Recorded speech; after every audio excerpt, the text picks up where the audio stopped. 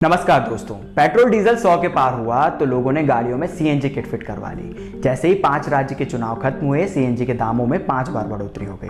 अब आलम यह है कि कई शहरों में सीएनजी भी शतक के करीब पहुंच चुकी है। कुछ लोगों ने पेट्रोल डीजल के दामों से बचने के लिए ओला के स्कूटर भी खरीदे थे, लेकिन बाद में वे उस पर मिट्टी का तेल डालकर आग लगाते दिखे। व्यथा आप समझ रहे होंगे, ये वही लोग हैं जो विकल्प की तलाश कर रहे हैं, लेकिन कहीं ठौर ठिकाना नहीं मिल रहा, क्योंकि जहां जाते हैं पनौती वहीं चली आती है। मजे तो इस गर्मी में ऊंट गाड़ी वालों के ही है। कितनी भी गर्मी हो, महंगाई हो, वो अपनी रफ्तार से चलता रहता है। खैर, मुद्दे पर आते हैं। आज हम समझेंगे सीएनजी का खेल, कहां से आती है, कहां को जाती है और आपकी जेब को कैसे चपत लगाती है।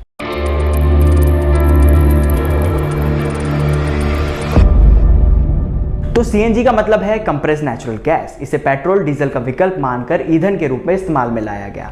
गाड़ियों में इंजन की लाइफ ये कम जरूर कर देती है, लेकिन पेट्रोल डीजल की तुलना में पर्यावरण को कम नुकसान पहुंचाती है और किफायती भी होती है। लोग इसका इस्तेमाल पर्यावरण के लिए नहीं, सस्ता होने की वजह से करते हैं, लेकिन इसकी लोकप्रियता की एकमात्र वजह पर भी ग्रहण लग चुका है। राजस्थान में इसकी कीमत 100 के करीब पहुंच चुकी है। उदयपुर और चित्तौड़गढ़ में सीएनजी 93.95 रुपए प्रति लीटर बिक रही है, तो आसपास के जिलों में 12 से 13 रुपए कम है।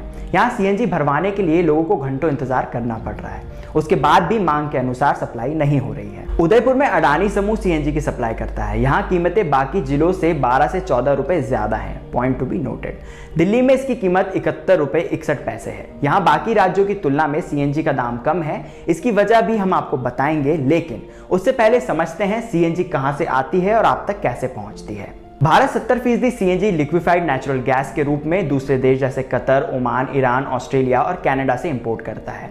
ये क्रूड ऑयल का ही बाय प्रोडक्ट होती है। लिक्विफाइड नेचुरल गैस को कंप्रेस करके सीएनजी और पीएनजी में बदला जाता है। इसका इस्तेमाल हम ईंधन के रूप में करते हैं। The petroleum and natural gas regulatory board इसके डिस्ट्रीब्यूशन की जिम्मेदारी संभालता है। आप तक सीएनजी पहुंचाने का काम सरकारी और प्राइवेट कंपनियां जैसे गेल, ब्रह्मपुत्र क्रैकर्स, इंद्रप्रस्थ गैस, महानगर gas, Bharat petroleum, Indian oil, Adani gas और टोरेंट गैस करती हैं। अडानी और टोरेंट गैस प्राइवेट कंपनियां हैं, जिन्हें मोदी सरकार आने के बाद से गैस के बाजार में पैर पसारने का मौका मिला है। अब समझते हैं कि इसका दाम कैसे तय होता है। सीएनजी पर कॉस्ट ऑफ प्रोडक्शन के अलावा कई तरह के टैक्स लगाए जाते हैं। इसमें 5% basic custom duty, 14% additional custom duty, 14% basic कैनवेंट ड्यूटी होता है और राज्यों द्वारा लगाया गया वैट भी इसमें शामिल होता है। क्योंकि सीएनजी क्रूड ऑयल का ही एक बाय प्रोडक्ट है, तो अंतर्राष्ट्रीय बाजार में जैसे जैसे क्रूड ऑयल का दाम बढ़ता है, सीएनजी के भी दाम बढ़ते हैं। सीएनजी क्योंकि एनवायरमेंट फ्रेंडली गैस है, इसके इस्तेमाल को बढ़ाने का प्रयास सरकार कर रही है। मोदी सरकार ने राज्यों से सीएनजी पर वैल्यू एडेड टैक्स 5% से कम करने को कहा है। दिल्ली में बाकी राज्यों की तुलना में सीएनजी का दाम कम होने की वजह यह भी है कि यहाँ सरकार सीएनजी पर वैट नहीं वसूलती। साथ ही यहाँ अडानी का डिस्ट्रीब्यूशन सिस्टम नहीं है, इंद्रप्रस्थ गैस का है। तो सीएनजी की कीमतों में इजाफा इसके डिस्ट्रीब्यूटर्स भी कर सकते हैं। हाल ही में जो सीएनजी के दामों में बढ़ोतरी हुई है, वो डिस्ट्रीब्यूटर्स द्वारा बढ़ाए गए दामों की वजह से हुई है। अडानी ने अहमदाबाद में सीएनजी के दामों में 37% बढ़ोतरी की है, तो वहीं दिल्ली में इंद्रप्रस्थ गैस ने 33% दाम बढ़ाए हैं। इनका कहना है कि इन्हें कम मुनाफा हो रहा था। मोदी सरकार ने राज्यों से तो वैट घटाने को कह दिया, लेकिन डिस्ट्रीब्यूटर से दाम करने की अपील अभी तक नहीं कर पाए हैं। मेरा मानना है कि देश में छोटे शहरों में भी जल्द से जल्द वैकल्पिक ईंधन की ओर जाने की जरूरत है।